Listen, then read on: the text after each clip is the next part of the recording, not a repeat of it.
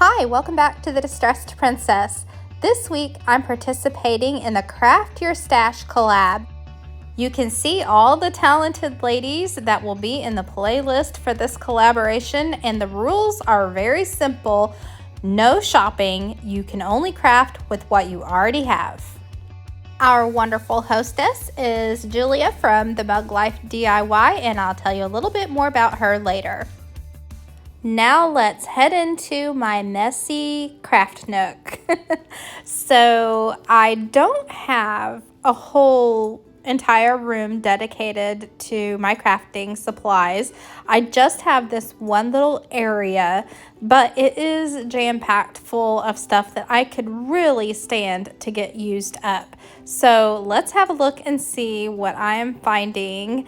I looked in this little old cake pan and discovered that I had a Dollar Tree frame and a Dollar Tree house, so I thought maybe I could use one of those for something. Then I saw these dried flowers that I got last fall on clearance at Hobby Lobby. A leftover wire ring that I think came in a pack of 2. And just last weekend, I thrifted these metal containers for practically nothing. I'm talking, they were less than $2 a piece because the booth I was in was having a big sale. And I have a whole drawer full of paper items and stickers, and I thought maybe I could use some stuff out of there.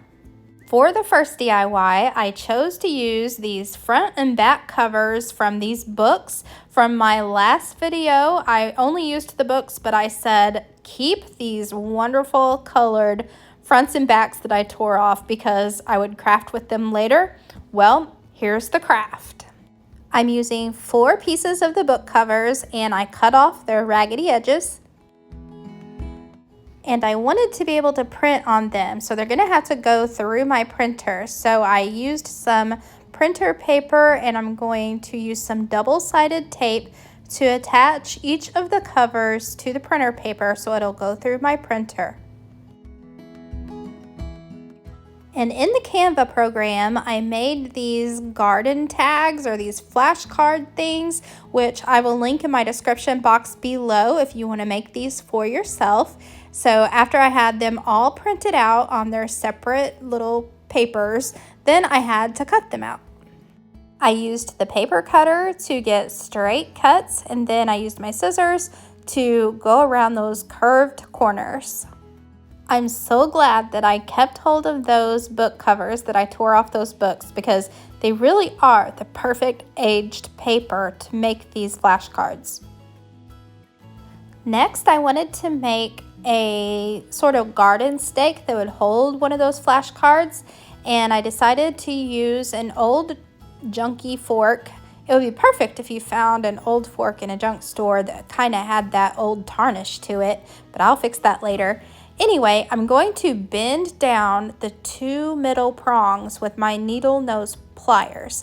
And I know they have a special tool for this. It might be in the jewelry making section of a Michaels or Hobby Lobby. And you'll have a much curvier, better result to your curl if you had that special tool. So just saying, I'm using my needle nose pliers, so they're not perfect, but it will work. And you just curl those 2 middle prongs down. Once I got my 2 middle curls made, then I decided that the fork needed to lay a little flatter. So I got my hammer and a little block of wood so that I could pound that fork a little flat.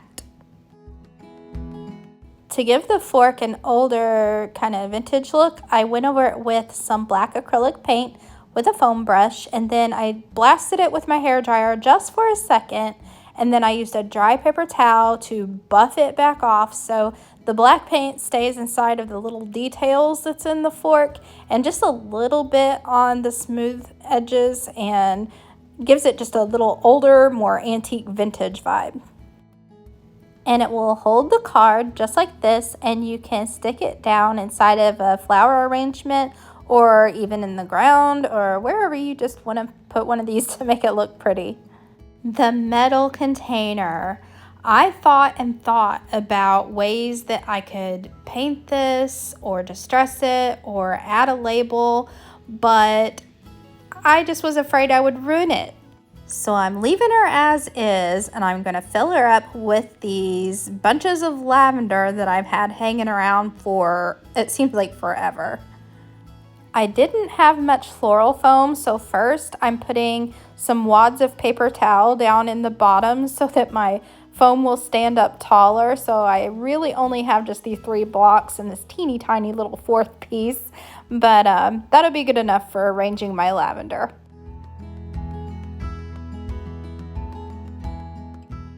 Then when I got it arranged and looking all pretty, I added my little garden stake with my tag.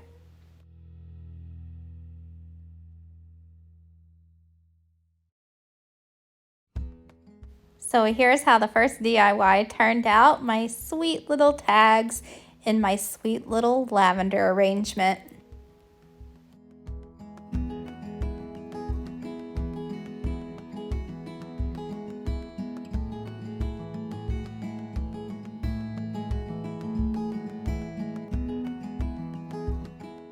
So as I mentioned in the beginning, this is the Craft Your Stash collaboration, and here is our host, Julia, from the Mug Life DIY, and her smiling face here says it all.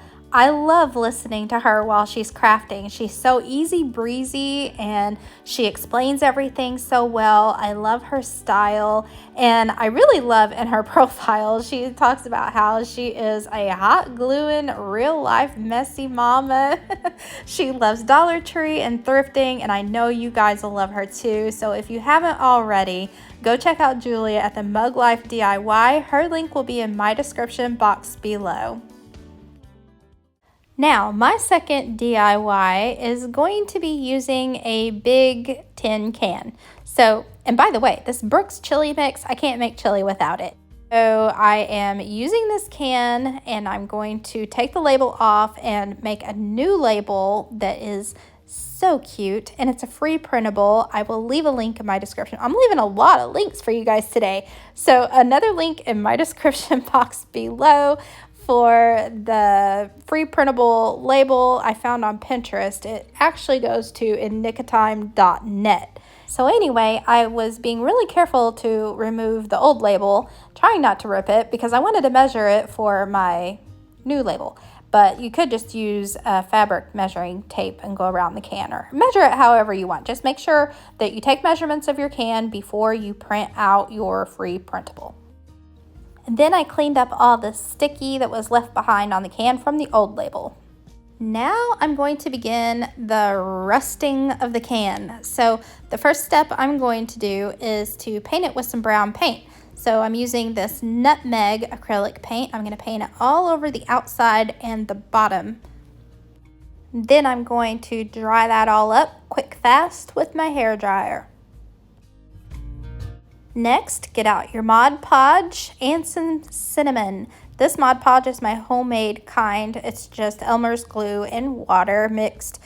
Not quite a 50-50 ratio. I think there's more glue, a little bit more glue than there is water. Anyhow, yeah, it'll work. Even straight Elmer's glue I think would work for this. So just put the Mod Podge where you want the rust to be. So I wanted the entire bottom of this to be rusty.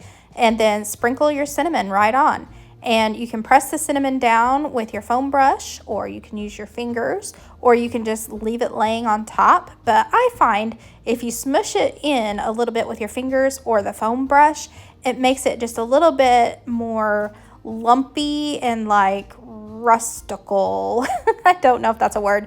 Just kind of like, corroded. You know how old stuff gets. Now at this point, I only did the very bottom and then around the top and around the bottom because I'm going to put the label on, so there's no sense in rusting up the middle.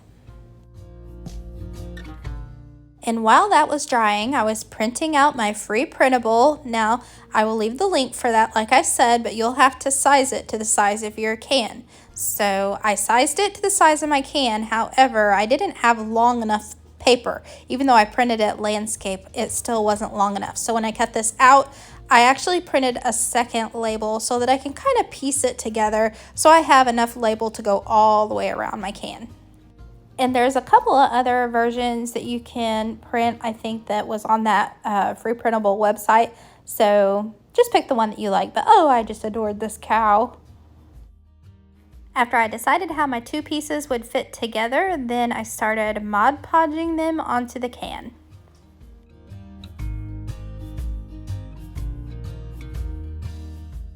And you can avoid having to piece yours together if you have the longer paper. Is it 11 by 17? Whatever that longer paper is. If you can print on that, then you should have no having to piece anything together. Or I guess you could use just a standard size tin can. Mine was a big chili can. And the label is attached. Now I make sure that I squeeze all the Mod Podge around, make sure it's stuck really good. And I kind of wanted some of those tin can ridges to show through. Now the next step is to add more rust. So that I wanted this label not to look new, I wanted some of the rust to come up over the edges of the paper and kind of dirty it up a little bit. So using the same Mod Podge and cinnamon method, I just kind of went along in places and made some more rust. That was really fun to do. I loved making this can and I want to make some more, and it turned out so stinking precious. I love it. It's in my kitchen right now. So I'm going to fill it with some greenery, and like I said, I'm low on floral foam, so I'm going to stuff the bottom of this can with some paper towels and then use the couple little pieces of floral foam chunks that I have. And then I'm not going to use the white flowers that's pictured here. I'm just going to use the greenery off of it, and then I'm going to stuff it in my cute little rusty can. I'm going to hide the floral foam with some moss. And then I always use my little ladybug vacuum that's in my Amazon store to clean up the messy moss situation.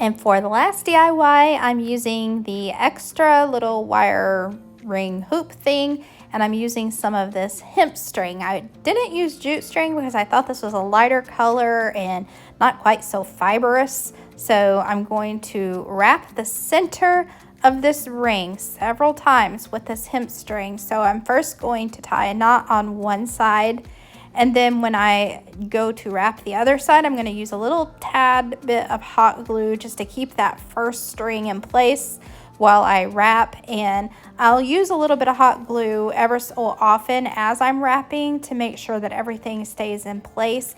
But then I just wrap until I thought it looked good. When I was done wrapping, then I put some hot glue on both sides to hold everything in place. Now I'm going to use some of these dried flowers from Hobby Lobby, and I'm going to pick out just some of the little green ones and some of the kind of cream color ones, and I'm going to stick those through the strings, and the strings is what's going to hold them in place. And I feel like this would be really cute with all kinds of flowers, and I'm thinking daisies especially would be really cute with this. Here's how she's looking so far. And now I'm going to add the thing that makes it really cute, the little house from Dollar Tree. But the Dollar Tree house is just a little plain, so I'm going to add some embellishment. But first I had to tear off the leg that's on the back of the house. I'm using one of my essential stencils on the little Dollar Tree house. And as you can see, the stencil is just a little bit bigger than what the house is, but that's a really easy fix. You can put the words and designs in any order that you want to. You don't have to use them just like they are on the stencil. Just use some masking tape or painter's tape to tape off the places where you don't want paint to go, and you can arrange them however you want. In one of my previous videos, I tested whether those sponge spouncer brushes or the bristle brushes are better for stenciling, and for the small lettering, I like the stencil brushes better. So specifically, I'm using an Essential Stencil brush. They have great brushes, and they have different sizes for all the different kinds of stencils that they have, but I love this brush, and it just works way better than this bouncers for me. When you're taping off your stencil and rearranging your words and designs like this, just make sure that that paint is dry before you move your stencil and overlap any of that paint. For the Distressed Princess viewers, Essential Stencil is giving 25% off site-wide April 6th through the 10th with this discount code. That's 25% off anything site-wide, but here is the package of stencils that contains the one that I'm using for this DIY. Links will be in my description box below, along with the discount code in case you forget it.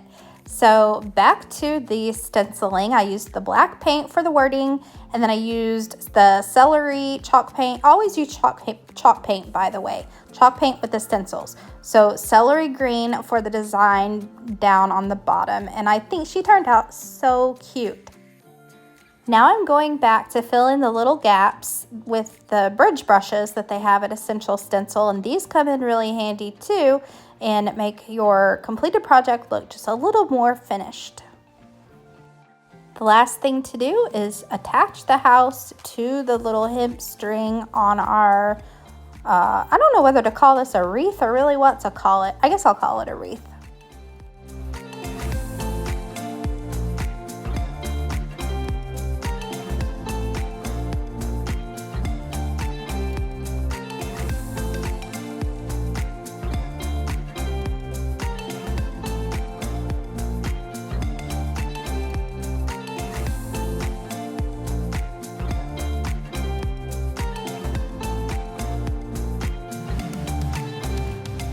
Now let's take a look back at all the pretties I made just using things I already had.